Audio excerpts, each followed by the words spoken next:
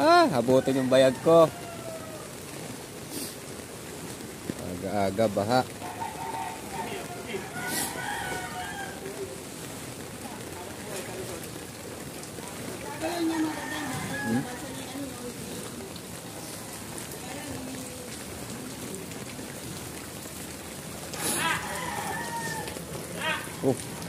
Galunod na itong motor Sabi niya ganito yung kotse mo. Scooter, diba? Pilagab? Bike lang. Oo. Dito sa baba.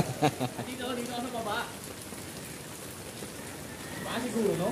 Ha? Baka siguro. Baka siguro Hindi ka makalakad ng maayos Ako, hindi may bird. Kaya nga Ha?